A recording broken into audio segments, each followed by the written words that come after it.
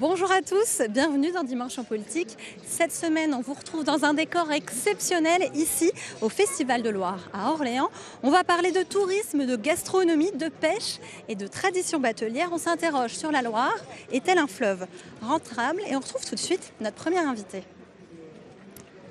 Pierre-Alain Roiron, bonjour. Bonjour.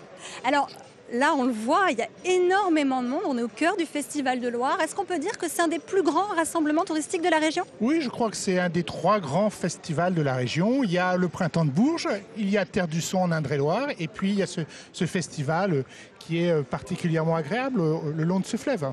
Combien de visiteurs se sont déplacés, vont se déplacer tout au long de la manifestation? Je crois plus de 600 000 personnes qui viennent sur ce festival. Mais avant tout, la renommée de notre région, c'est dû au Val-de-Loire. Oui, bien évidemment, c'est le seul fleuve aujourd'hui encore sauvage en Europe. C'est un fleuve qui n'est pas totalement navigable sur toute sa partie. Et puis c'est le fleuve royal et il traverse toute la France. C'est le fleuve royal en effet, avec énormément de châteaux qui attirent de nombreux visiteurs. On a une idée du nombre de visiteurs chaque année ? Oui, écoutez, il y a un peu plus de 5 millions d'entrées payantes et à peu près 9 millions de personnes qui viennent sur ce territoire chaque année voir le patrimoine de la nature, de la culture et puis bien évidemment le patrimoine bâti. D'où viennent les visiteurs ? Oui, écoutez, les 2 tiers sont des Français, puis autrement, ce sont des Européens, des Américains, des Chinois, des Japonais. Ils viennent à peu près de partout dans le monde. Et au-delà des châteaux, c'est aussi notre terroir qui leur plaît, hein ? Oui, bien évidemment. On évoque évidemment les châteaux, mais il faut aussi évoquer ce pays qui est le pays des vins. Beaucoup de vins. On va de Sancerre à Bourgueil, voilà, avec beaucoup d'appellations reconnues dans le monde entier. Et quand on ne visite pas notre patrimoine historique, on peut aussi profiter de nombreux espaces naturels et d'une biodiversité riche, des lieux exceptionnels où on peut se balader à pied, mais aussi à vélo. Vous voyez un petit peu oui, je vois où vous voulez venir. La Loire à vélo, on en reparle tout de suite avec vous, juste après ce reportage d'Alain Eudes et d'Isabelle Racine.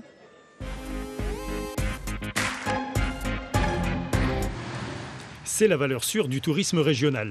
La Loire à vélo, ce sont 621 km de pistes aménagées en centre-Val de Loire et une fréquentation 2017 en hausse de 15% par rapport à l'an passé sur la période allant de janvier à fin juillet, avec une clientèle internationale. On est des Belges, on habite au Luxembourg et ça fait quelques années qu'on fait des voyages de 7 à 10 jours en vélo. Ce qui nous intéresse surtout, c'est d'avoir des itinéraires en site propre, par opposition à partager avec les voitures. You should have the time to stop to Chaumont, to have a look at the Beautiful Garden Festival. Okay. Nous sommes très sportifs et c'est une bonne option pour le faire un peu plus lentement et on peut découvrir avec les vélos. On va visiter Chaumont-sur-Loire, Château-là. Ouais, on va finir avec Ambroise. Merci. On est une bande d'amis et on voulait découvrir Chambord. Plutôt que d'y aller bêtement en voiture, on s'est dit douceur de la Loire, on aime beaucoup faire du vélo et donc on part en vélo faire cette promenade. Bonne journée! Bonne journée! La liaison évidente entre Loire à vélo et château est parvenue à créer un produit touristique majeur au cœur de la région. Le record de fréquentation date de 2015, mais les petits infléchissements de 2016 ne contredisent pas le succès croissant de ces itinéraires. Tous les acteurs économiques concernés saluent les investissements réalisés et voient l'avenir avec optimisme. Ça a été intégré aussi bien par les touristes que par la population locale. Et donc c'est vrai que ça a démultiplié l'activité autour du vélo, et notamment les itinéraires également, qui là ont été un vrai tremplin en fait, pour l'activité vélo. Autour de la Loire, mais également autour des châteaux, autour de Cheverny, autour de Chaumont. Il y a plein de boucles à l'intérieur des terres qui sont tout aussi agréables que celles au long de la Loire. Et c'est vrai que ça a dynamisé indéniablement l'économie autour du tourisme à vélo. Dernière précision pour mieux comprendre l'impact économique de cette Loire à vélo. Sachez qu'en 2016, 900 000 cyclistes l'ont empruntée et qu'elle a généré 30 millions d'euros de retombées. Nous sommes toujours en direct du Festival de Loire à Orléans. Pierre-Alain Roiron, on l'a entendu, hein, c'est quelques chiffres impressionnants. On peut dire que la Loire à vélo, c'est un des succès touristiques de la région. Oui, c'était une volonté très forte de la région, notamment de François Bonneau, de pouvoir travailler sur cet itinéraire qui va évidemment de notre région Val-de-Loire à la région d'à côté, des Pays de la Loire. C'est un accord qu'on a eu avec les conseils départementaux, avec les communautés de communes, les agglomérations, pour qu'ensemble on puisse faire vivre cet endroit. On avait pris notamment comme exemple un peu ce qui avait été fait le long du Danube. Et aujourd'hui, nous sommes un des exemples en Europe Oui, il y a eu des partenariats avec les Pays de la Loire, entre départements aussi. Bien sûr, il y a eu un cofinancement, comme on pourrait dire dans notre jargon, entre les régions et les départements. D'accord. C'est aussi, je crois, la création d'une marque qui a fait cette réussite. Oui, c'est la création d'une marque importante, Val-de-Loire, patrimoine mondial de l'humanité. Nous sommes une des 12 grandes marques nationales reconnues internationalement et nous travaillons aussi bien sur le marché français que sur les marchés internationaux européens pour faire connaître cette belle réalisation qu'est la Loire à vélo. Parce qu'on voit que c'est aussi un facteur important pour l'économie touristique, mais c'est l'économie du quotidien, pour des boulangers, pour des épiciers, pour des restaurateurs, faire vivre tout au long, notamment plus particulièrement entre mai et septembre, octobre, nos villages et nos villes. Et je crois que le travail aussi se fait à l'étranger avec cette marque, parce qu'aujourd'hui c'est toujours beaucoup de public français qui se déplace. Oui, bien sûr, c'est beaucoup de public français, mais il faut qu'on puisse avancer, avoir plus de personnes qui viennent découvrir nos territoires. C'est de l'économie, c'est de l'emploi, et donc c'est toujours au cœur de notre sujet de pouvoir travailler à faire venir plus de personnes. Vous savez, aujourd'hui, l'objectif est de plus de 100 millions de touristes en France dans les 4 ou 5 prochaines années, et donc nous voulons y participer, avoir notre place. Et on sait combien ça rapporte justement aux commerçants? Écoutez, ça rapporte plus de 30 millions d'euros. C'est toujours très compliqué, mais ça rapporte à peu près 30 millions d'euros. Ce qu'on sait, c'est que ça fait continuer de faire vivre des villages, des petits hôtels, des petits restaurants, et puis toute une économie qui se fait autour de cela. Pierre-Alain Roiron, merci. On va rejoindre tout de suite un nouvel invité, mais avant cela, j'ai une dernière question. Je pense que vous connaissez les Tout-Cabanais. Oui, bien sûr. Vous pouvez nous dire un petit peu de quoi il s'agit? Les Tout-Cabanais, c'est un endroit dans lequel on peut se cacher et se déplacer sur la Loire. Voilà. Alors justement, on vous dévoile aujourd'hui un usage original de ce bateau historique de la Loire. Regardez, on le découvre dans ce reportage de Romane Boudier et de Pierre-Dominique Lepé. Il y a 7 ans, Sébastien tombe amoureux de la Touraine. L'ancien Parisien et sa famille s'y installent et ouvrent un gîte. Après la construction de cabanes dans les arbres, les propriétaires cherchent une autre idée originale pour de futurs hébergements. Ce sera la Tout-Cabanée. Donc là, vous avez le coin de nuit avec un lit double et une vue panoramique sur la Loire. Et là, vous avez une petite salle de bain avec une douche et des toilettes sèches. Et là, le coin salon, avec une banquette qui peut faire un lit d'appoint et un petit coin cuisine où les gens peuvent préparer leur petit déjeuner ou leur repas. On accueille beaucoup d'étrangers, notamment d'Europe du Nord, mais également beaucoup de Tourangeaux qui souhaitent passer une nuit sur la Loire sans faire beaucoup de route. Donc ils viennent faire un petit break d'une nuit, 2 nuits, voire plus. Un moyen de découvrir le paysage ligérien en étant au plus près de la nature. Je pense que le meilleur moyen de faire partager notre passion, c'est de les faire dormir dans des endroits insolites, des endroits où ils sont en plein milieu de la nature. Et comme vous le voyez, cette Tout-Cabanée, vous êtes en pleine immersion sur la Loire sauvage. La Tout-Charme est une réplique des Tout-Cabanais qu'utilisaient les pêcheurs sur la Loire. Le bateau est autonome, sur le toit un panneau solaire qui subvient aux besoins en électricité. Tout ce qui est écologie, c'est une chose très importante pour mon épouse et moi. Donc on a voulu vraiment développer au maximum cette voie-là dans le cadre du tourisme durable. Nul besoin d'avoir le pied marin ou le cœur bien accroché, la Tout-Cabanée reste tout le temps à quai. Alors on vient de parler de tourisme, maintenant on va un petit peu se renseigner en ce qui concerne l'hôtellerie et la restauration. On retrouve tout de suite notre nouvel invité, Pierre-Emmanuel Degène. Bonjour. Oui, bonjour. Vous nous avez rejoints pour ce direct, donc on le voit tout autour de nous, il y a énormément de monde. On est toujours au Festival de Loire. Et alors on l'a vu avec ces Tout-Cabanais, il y a aussi des habitats troglodytes. Ce sont des hébergements insolites. Qu'en est-il de l'offre générale ici dans la région ? Alors dans la région, l'offre est en perpétuelle augmentation, on trouve de plus. Aujourd'hui, c'est un tourisme où il y a une forte demande. Je n'ai pas les chiffres de la croissance exacte, bien sûr. C'est en croissance déjà, on peut le dire. Oui, c'est en croissance. Ouais. On connaît la capacité d'accueil dans la région ? Exactement, je ne pourrais pas vous dire. Elle est vraisemblablement suffisante. Moi, l'impression que j'en ai, c'est qu'on manque de chambres. Alors, est-ce que je me trompe ? On peut peut-être manquer de chambres sur certains événements particuliers, certains congrès ou certains événements denses, peut-être comme le Festival de Loire. Mais il faut savoir que sur nos pics de réservation, enfin sur nos pics de saison, pardon, on monte à environ 70% de taux d'occupation sur nos chambres. Donc il y a encore une marge de manœuvre assez importante. Il y a une concurrence, je crois, assez forte des logements de particuliers avec des sites comme Airbnb par exemple. Aujourd'hui, sur des sites comme Airbnb, vous retrouvez une concurrence qui est assez problématique au niveau des tarifs. Fiscalement, il n'y a pas d'équité entre un hôtelier aujourd'hui qui a donc son entreprise, qui est déclarée. C'est de la concurrence déloyale pour vous ? Fiscalement, peut-être, oui. Dans la mesure où aujourd'hui vous avez beaucoup moins de charges, vous pouvez avoir des prix beaucoup plus bas. Donc forcément, c'est difficile en face de pouvoir répondre efficacement. Et est-ce qu'on manque, alors là maintenant on va s'intéresser à la nourriture à présent, on manque de bonnes tables, de restaurants étoilés par exemple ? Peut-être que sur Orléans ça mériterait encore un ou deux chefs étoilés, ça ferait du bien pour la ville je pense, oui. Je crois qu'aussi il y a des difficultés plutôt pour les petites enseignes, les petits restaurants. Est-ce qu'il y a des restaurants qui ferment ? Ça se porte moins bien que l'hôtellerie. Alors les restaurants qui ferment surtout en zone rurale. Bon, on peut aussi espérer que justement les hébergements insolites vont aider à compenser aussi l'attractivité de ces zones-là. Mais oui, aujourd'hui, vous avez quand même beaucoup de fermetures d'établissements. Je n'ai pas non plus les chiffres, mais tous les jours, vous avez des établissements qui ferment, que ce soit dans le Loiret ou dans la région, hélas. Donc après, la problématique aussi, c'est souvent peu de personnel dans ce genre d'établissement. Les gens travaillent beaucoup, obligés de fermer aussi pour les repos et perte de chiffre d'affaires dans ce genre de moment. C'est assez compliqué à gérer, je pense. Pourtant, les bonnes tables sont appréciées, les produits de la Loire aussi. Il y a une petite odeur là, je ne sais pas si vous sentez, on va se pencher là sur ce qui se passe derrière nous.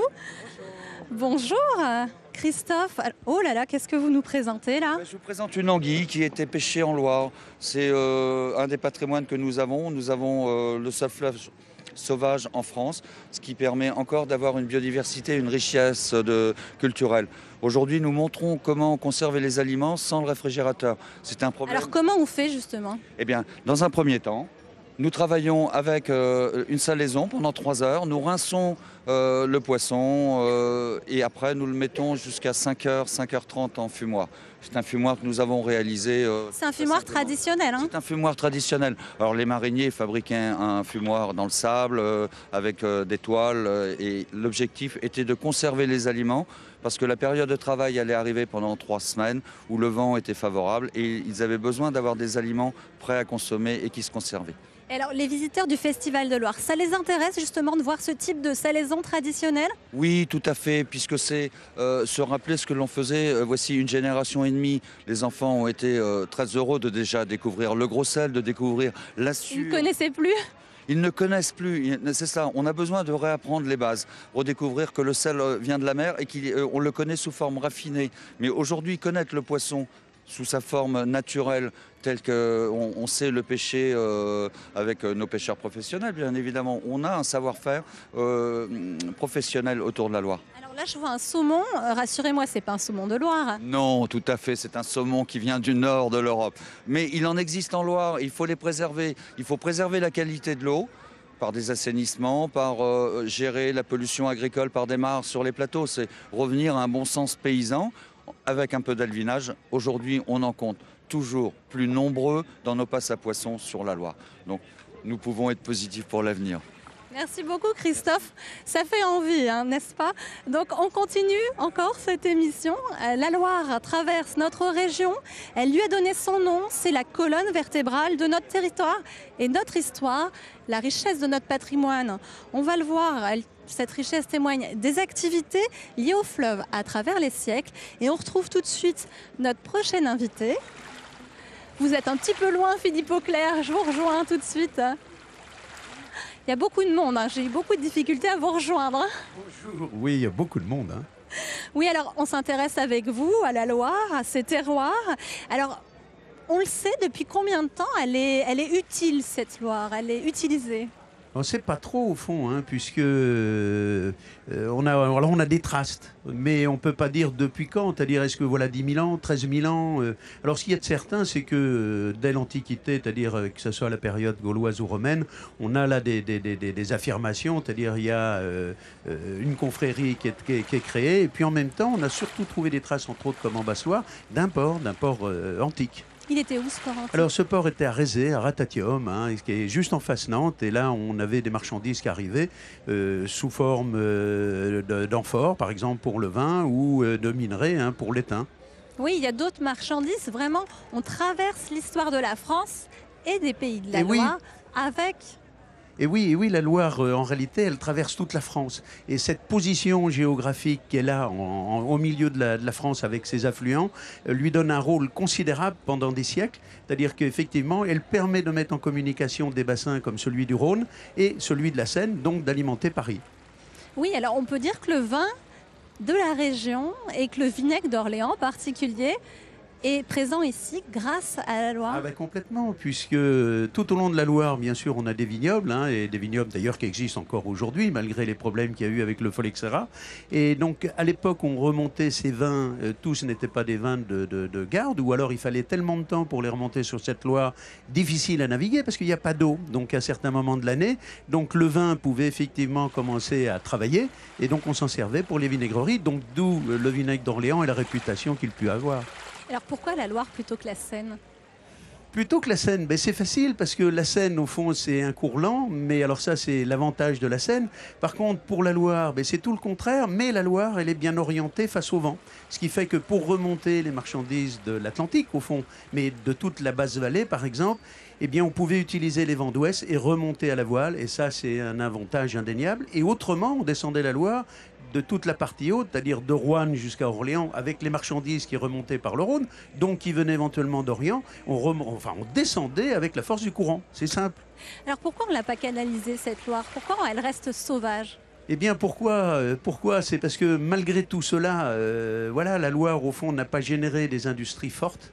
Et globalement, le volume, dès que les moyens de communication ont changé, c'est-à-dire que dès qu'on a amélioré les routes, l'état des routes, dès qu'est arrivé le chemin de fer, tout a basculé, c'est-à-dire qu'on pouvait utiliser d'autres supports, d'autres voies commerciales que celles de la Loire, et la Loire a périclité. C'est le chemin de fer qui a... C'est le chemin de fer. Ah oui, c'est le chemin de fer. Et pourtant, il y a eu un âge d'or. Alors, il y a un âge d'or au 18e et un petit peu au 19e, c'est vraiment l'apogée. L'âge d'or, parce que la Loire, au fond, il y a des problèmes avec nos voisins, entre autres l'Angleterre, c'est-à-dire qu'il y a un blocus qui est fait et on a à ce moment-là des colonies qui fonctionnent bien aux Antilles. Donc, on remonte par la Loire un certain nombre de denrées coloniales grâce au commerce triangulaire depuis Nantes. Donc, c'est le sucre, entre autres, mais ça peut être les indiennes et donc des choses très importantes. Et moralité, donc, c'est l'apogée. On a des sucreries à Orléans, des raffinés de sucre. Enfin, c'est vraiment l'apogée. Et un petit peu après, c'est la fée électricité qui s'est emparée du fleuve. Et oui, puisque forcément, quand la fée électricité, on va dire les premiers ouvrages commencent à être installés sur la Loire ou ses affluents dès 1860. Et on voit bien que partout on a pu, au fond, installer même des petits ouvrages. À l'époque où l'électrification des campagnes était importante, on a des ouvrages. Voilà. Et bien après, l'industrie nucléaire s'est aussi intéressée à la Loire. Pourquoi? Il y a plusieurs bonnes raisons. C'est-à-dire que la disposition, encore une fois, de la Loire, on est près de la capitale, mais aussi à la limite pas loin de la Bretagne. C'est un avantage. Eh bien oui. Et ça, c'est le premier. Donc, on a une première centrale qui est installée à Chinon. Enfin, en réalité, juste à côté de Chinon, c'est à Avoine, dans les années 1950. Et puis après, on a Saint-Laurent-des-Eaux. Et puis après, on a trois autres centrales qui vont être installées. C'est aussi lié, je pense, à ce caractère qu'on dit toujours, vivre sur la Loire, c'est la terra molla. C'est-à-dire que c'est les gens sont pleins de bonne humeur, donc il n'y a pas une contestation forcenée. Et pourtant, on l'a boudée, cette Loire. On l'a bien boudée parce qu'au fond, comme elle était devenue inutile, qu'il y avait des professions qui disparaissaient, c'est-à-dire que les sabliers tiraient plus le sable, les pêcheurs avaient du mal à commercialiser leurs poissons. Il y a eu tout un changement d'époque. Et en plus, on ne se baignait plus. Des interdictions. Et oui. Donc, on a été une vingtaine d'années, 25 ou 30 ans, à être éloigné de la Loire. Mais on y revient à la preuve, aujourd'hui. Justement, on a beaucoup de chance aujourd'hui. On a du beau temps, il y a un public exceptionnel et on la redécouvre heureusement, cette Loire. Philippe Auclair, merci beaucoup. Avant d'embarquer sur la Sterne, dans quelques instants avec Bertrand Deshaies, on retrouve ce reportage de Patrick Ferré et de Luc Perrault qui nous emmène à la rencontre d'un pêcheur de Loire.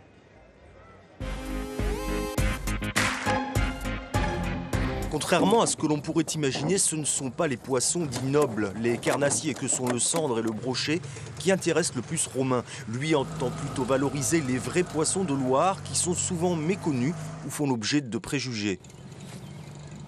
Le plus intéressant, c'est ce qu'on appelle les poissons blancs en fait. Donc c'est des poissons de la famille du gardon, des cyprinidés, donc tout ce qui est chevenne, barbeau, brème, aspe. Ça c'est des poissons qui sont intéressants pour la transformation. Avant de s'installer il y a 3 ans à Bréhémont, Romain avait repéré tout un secteur de libre pour la pêche professionnelle en Loire, entre Rigny-Hussé et Fondette. On loue ce qu'on appelle des lots de pêche à l'État, puisque là on est sur le domaine public fluvial. Et sur ces lots, donc moi je travaille sur 34 km de long, j'ai 6 lots en location. Sur ces lots, on est le seul pêcheur professionnel. Après, il y a des pêcheurs amateurs à la canne et aux engins.